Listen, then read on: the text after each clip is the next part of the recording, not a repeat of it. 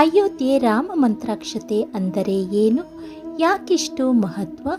ರಾಮ ಮಂತ್ರಾಕ್ಷತೆಯನ್ನು ಹೇಗೆಲ್ಲ ಬಳಸಬಹುದು? ರಾಮ ಮಂದಿರ ಉದ್ಘಾಟನೆಗೆ ಕೆಲವೇ ದಿನಗಳು ಬಾಕಿ ಇವೆ.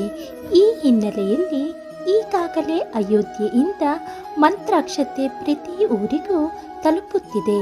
ಈ ಮಂತ್ರಾಕ್ಷತೆಯು ಪ್ರತಿ ಮನೆಗೂ ತಲುಪಿಸುವ ಜವಾಬ್ದಾರಿಯನ್ನು ಸ್ವಯಂ ಸೇವಕರು ವಹಿಸಿಕೊಂಡಿದ್ದಾರೆ. ಅಂತೆಯೇ ಹಲವೆಡೆ ಮಂತ್ರಾಕ್ಷತೆಯನ್ನು ತಲುಪಿಸುವ ಕಾರ್ಯವನ್ನು ಮಾಡಲಾಗುತ್ತಿದೆ. ಹಾಗಾದರೆ ರಾಮ ಮಂತ್ರಾಕ್ಷತೆ ಅಂದರೆ ಏನು? ಅದರ ಮಹತ್ವ ಏನು? ಮಂತ್ರಾಕ್ಷತೆ ಸ್ವೀಕರಿಸಿದ ಬಳಿಕ ಏನು ಮಾಡಬೇಕು ಎಂಬುದನ್ನು ತಿಳಿಯೋಣ. ರಾಮ ಮಂತ್ರಾಕ್ಷತೆ ಅಂದರೆ ಏನು?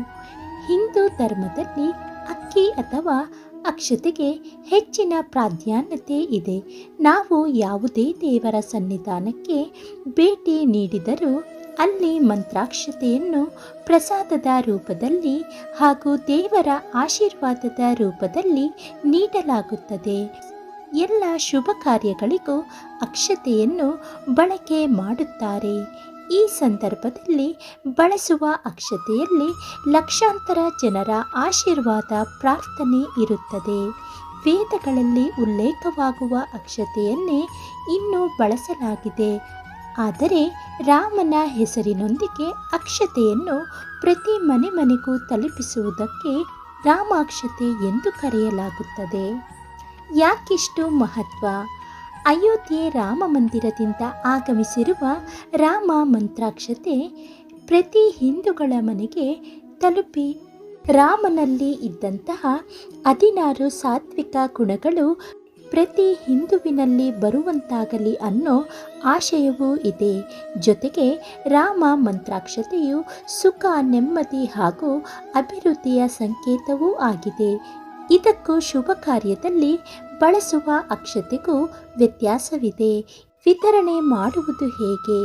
ಕಾರ್ಯಕರ್ತರು ಮನೆಗೆ ತೆರಳಿ ಅಯೋಧ್ಯೆಯಿಂದ ಬಂದಿರುವ ಮಂತ್ರಾಕ್ಷತೆ ವಿತರಿಸುವ ಸಂದರ್ಭದಲ್ಲಿ ಆಮಂತ್ರಣ ಪತ್ರಿಕೆಯ ಜೊತೆಗೆ ರಾಮ ಮಂದಿರ ಭಾವಚಿತ್ರ ಇರಬೇಕು. ಶುಭ್ರ ವಸ್ತ್ರ ಧರಿಸಿರಬೇಕು. ಮನೆಯ ಹೊರಗಡೆ ನಿಂತು ಮಂತ್ರಾಕ್ಷತೆ ನೀಡಬಾರದು. ರಾಮಜಪ ಮಾಡುತ್ತಾ ಮನೆ ಒಳಗೆ ಹೋಗಿ ಮಂತ್ರಾಕ್ಷತೆಯ ಮಹತ್ವದ ಬಗ್ಗೆ ಮನೆ ಮಂದಿಗೆ ತಿಳಿಸಿಕೊಡಬೇಕು.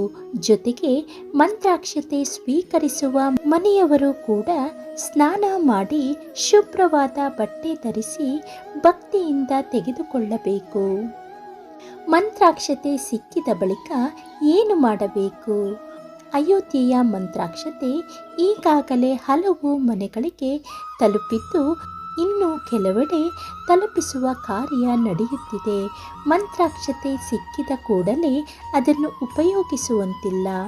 ಬದಲಾಗಿ ಜನವರಿ 22ರವರೆಗೆ ತಮ್ಮ ಮನೆಯ ದೇವರ ಕೋಣೆಯಲ್ಲಿ ಇಡಬೇಕು. ನಾವು ಪ್ರತಿನಿತ್ಯ ದೇವರಿಗೆ ಪೂಜೆ ಮಾಡುವಾಗ ಮಂತ್ರಾಕ್ಷತೆಗೂ ಪೂಜೆ ಸಲ್ಲಿಸಬೇಕು.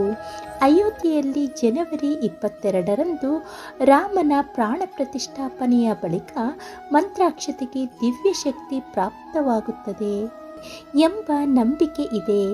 ಈ ನಂತರ ಮಂತ್ರಾಕ್ಷತೆಯನ್ನು ಬಳಸಬೇಕು. ಹೀಗೆಲ್ಲ ರಾಮ ಮಂತ್ರಾಕ್ಷತೆಯನ್ನು ಬಳಸಬಹುದು. ಊಟದ ಅಕ್ಕಿ ಜೊತೆಗೆ ಸೇರಿಸಿ ಬೇಯಿಸಿ ಅನ್ನ ಮಾಡಿ ಸೇವಿಸಬಹುದು. ಮನೆಯಲ್ಲಿ ಪಾಯಸ ಮಾಡಿ ಅದರ ಜೊತೆಯೂ ಸೇವಿಸಬಹುದು. ದೇವರ ಕೋಣೆಯಲ್ಲಿಯೂ ಇಟ್ಟುಕೊಳ್ಳಬಹುದು. ಮನೆಯ ಮುಂದಿನ ಬಾಗಿಲಿನ ಮೇಲೆ ಬಿಳಿ ಬಟ್ಟೆಯಲ್ಲಿ ಕಟ್ಟಿ ಇಟ್ಟುಕೊಳ್ಳಬಹುದು. ಮಂತ್ರಾಕ್ಷತೆಯನ್ನು ಬಿಳಿ ಬಟ್ಟೆಯಲ್ಲಿ ಕಟ್ಟಿ ಹಣ, ಚಿನ್ನ ಇಡುವ ಜಾಗದಲ್ಲಿ ಅಥವಾ ಗಾಡ್ರೇಜಿನಲ್ಲಿಯೂ ಇಟ್ಟುಕೊಳ್ಳಬಹುದು.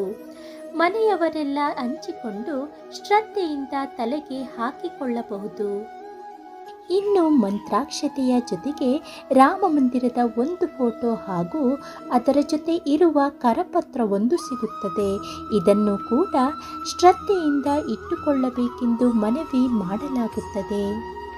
ಸ್ನೇಹಿತರೆ, ಈ ಮಾಹಿತಿ ನಿಮಗೆ ಇಷ್ಟವಾದಲ್ಲಿ ಲೈಕ್ ಮಾಡಿ, ಶೇರ್ ಮಾಡಿ ಹಾಗೂ ಸಬ್ಸ್ಕ್ರೈಬ್ ಮಾಡಿ.